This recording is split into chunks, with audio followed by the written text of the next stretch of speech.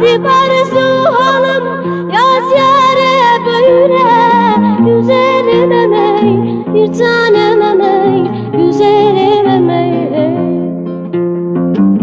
Yardan ayrılmışlar